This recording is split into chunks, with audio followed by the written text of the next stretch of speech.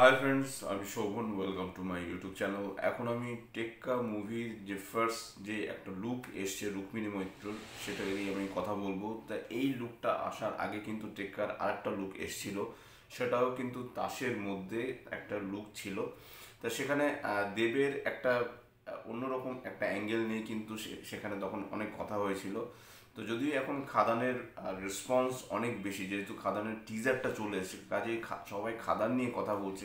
সেই মুভিটা কিন্তু 20 ডিসেম্বর 2024-এ রিলিজ হতে চলেছে, একদম বছরের শেষে বড়দিনের সময় রিলিজ হতে চলেছে। তো সেই মুভিটার হাইপ এখন তুঙ্গে রয়েছে। অলরেডি কিন্তু 33 ঘন্টায় খাদানের ভিউজ 2 মিলিয়ন প্লাস হয়ে গেছে। তো যাই হোক, খাদানের ব্যাপারে পরে আবার আসছি।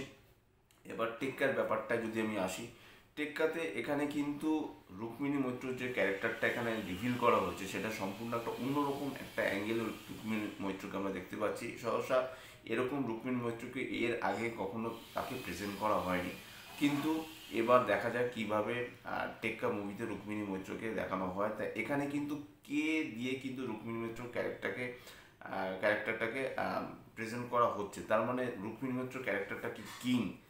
কুইন তাহলে কে? কুইন নিশ্চয়ই হতে পারে যে ছোট্ট একটা মেয়ের একটা ক্যারেক্টার রয়েছে, সে হতে পারে, অথবা স্বস্তিকা হতে পারে। তার দুজনের মধ্যে যে কোনো একজন হতে পারে। দেবের যে ক্যারেক্টারটা, তার ক্যারেক্টারটা জোকার হওয়ার চান্স সব থেকে বেশি, যেহেতু দেবের ক্যারেক্টারটা আরও অনেক বেশি পাওয়ারফুল। দেব এখানে অন্যরকম একটা লুকে তাকে আমরা টেক্কা মুভিতে দেখতে পাবো। এবং সব থেকে বড় ব্যাপার, পুজোর সময় কিন্তু টেক্কার সাথে বেশ কিছু মুভি কিন্তু কম্পিট করতে চলেছে। পুজোতে রিলিজ হচ্ছে 8 অক্টোবর 2024, কিন্তু রিলিজ হতে চলেছে টেক্কা মুভিটা।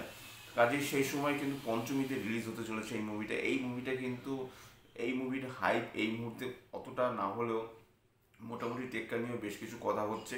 কিন্তু যদিও আর মাত্র 1 মাসের মতো বাকি রিলিজের, কাজেই আমার মতে টেক্কা মুভির যদি কোনো ভিডিও যদি আসতো, video in the sense teaser trailer, সেগুলো যদি আসে, ট্রেলার তত তাতে নিশ্চয়ই আসবে না, ট্রেলার আরও পরে আসবে।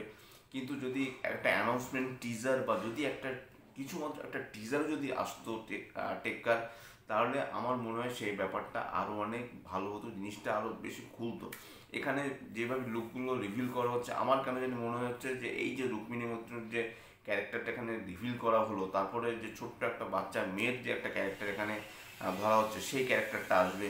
তারপর দেবের ক্যারেক্টারটা আসবে। তারপরে স্বস্তিকা মুখার্জি এখানে কিন্তু লিড কাস্টে তিনিও রয়েছেন, তার ক্যারেক্টারটা এখানে রিভিল করা হবে। এবং প্রত্যেকটা ক্যারেক্টার আপনি যদি খেয়াল করে দেখেন যে তাসের মধ্যে জিনিসটা রিভিল করা হচ্ছে। এর আগে যে পোস্টারটা এসেছিল সেটাও তাসের মধ্যে ছিল। রুক্মিণী মৈত্র যে ক্যারেক্টারটা, সেটাও কিন্তু তাসের মধ্যেই কিন্তু ক্যারেক্টারটাকে দেখানো হচ্ছে। এবং যেহেতু মুভির নাম টেক্কা, অতএব বোঝা যাচ্ছে যে তাসের সাথে কিন্তু এই মুভির একটা রিলেশন রয়েছে। এর আগে 2014 সালে যখন রিলিজ হয়েছিল সৃজিত মুখার্জির আরও একটা মুভি চতুষ্কোণ, সেই মুভিটাকেও সেখানেও কিন্তু 4টে মেইন ক্যারেক্টার ছিল। লিড কাস্টে পরমব্রত ছিল, অপর্ণা সেন ছিল, আপনার চিরঞ্জিত ছিল, আর একটা ক্যারেক্টার ছিল আমার এই মুহূর্তে মনে পড়ছে না, খুব সম্ভবত গৌতম ছিল, যিনি ডিরেক্টর আর কি। তো 4টে ক্যারেক্টার ছিল, এবং সেখানে কিন্তু অন্যরকমভাবে একটা, যেভাবে মুভিটা শেষ হয়েছিল, একটা অন্যরকম একটা টুইস্ট সেখানে এসেছিল। তো যাই হোক, সেখানে কিন্তু 4টে তাস দিয়ে রিলিজ করা হয়েছিল, মানে 4টে তাস দিয়ে রিলিজ করা হয়েছিল ইন দ্য সেন্স 4টে তাসকে কিন্তু মানে ক্যারেক্টারগুলোকে সেভাবে দেখানো হয়েছিল। এবং আজ থেকে 10 বছর আগে সৃজিত মুখার্জি যেরকম প্রমোশন করেছিলেন, এখন 10 বছর পর তিনি তার প্রমোশনের ব্যাপারটা সম্পূর্ণ আলাদা। এবং যেহেতু সৃজিত এবং দেব দুজনে রয়েছে, এবং প্রমোশনের দিক থেকে কিন্তু আপনি একটা জিনিস খেয়াল করে দেখবেন যে সৃজিত মুখার্জির মুভির কিন্তু টিজার ট্রেলার অন্য অন্য ডিরেক্টরের টিজার ট্রেলার থেকে সম্পূর্ণ আলাদা হয়। এবং সেটা যদি দেব এন্টারটেনমেন্ট ভেঞ্চার্সের তরফ থেকে হয় তাহলে তো কথাই নেই, কারণ দেবও কিন্তু যথেষ্ট ভালো প্রমোশন করে থাকে। অন্য অন্য যারা নায়করা রয়েছে, এর আগের ভিডিওতে আমি বারবার বলেছিলাম যে দেবের প্রমোশন কিন্তু অন্য অন্য যারা অ্যাক্টার রয়েছে তাদের থেকে কিন্তু তার প্রমোশন অনেক আলাদা। সে কিন্তু প্রমোশনটা খুব ভালো মতো করে, যার ফলে কিন্তু ওয়ার্ড অফ মাউথও খুব ভালো আসে, এবং যার ফলে তার সিনেমার কিন্তু আপনি যদি ফুটফলসও খেয়াল করেন সেটাও অনেক ভালো হয়, বক্স অফিস কালেকশন সেটাও কিন্তু অনেক ভালো হয়। কাজেই সেদিক থেকে দেখতে গেলে আমি বলবো যে এই মুহূর্তে টেক্কার হাইপটা অতটা না হলেও মোটামুটি একটা ডিসেন্ট ওয়েতেই চলছে। এবং এই টেক্কার যে রুক্মিণী মৈত্র যে ক্যারেক্টারটা যেভাবে রিভিল করা হয়েছে আমার কিন্তু বেশ ভালোই লেগেছে। আশা করব যে খুব শিগগিরই আমরা টেক্কার টিজার দেখতে পাবো, সেটা নিয়ে নিশ্চয়ই আমি ভিডিও বানাবো। যদিও এই মুহূর্তে আমার কাছে কোনোরকম কোনো ইনফরমেশন নেই যে টেক্কার টিজার কবে রিলিজ হবে। টেক্কার টিজারটা রিলিজ হলে পরে আমরা আরও বুঝতে পারবো সিনেমাটা সম্পর্কে, অ্যাটলিস্ট একটা সিনেমাটা সম্পর্কে কিছুটা হলেও আমরা জাস্টিফাই করতে পারবো যে অ্যাকচুয়ালি সিনেমাটা কোন দিকে এগোচ্ছে বা কিছু। শুধুমাত্র তাজ দিয়ে তো নিশ্চয়ই সিনেমাটা শুরু বা শেষ হবে না, এর মধ্যে নিশ্চয়ই অনেকগুলো ক্যারেক্টার থাকবে।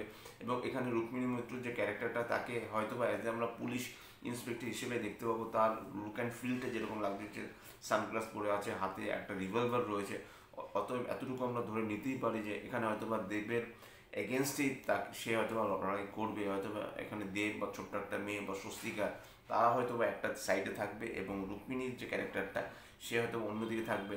এবং রুক্মিণীর যে ক্যারেক্টারটা সে অ্যান্টাগনিস্ট না প্রোটাগনিস্ট সেটা তো এই মুহূর্তে একটা পোস্টার দেখে অ্যাটলিস্ট বোঝার উপায় নেই।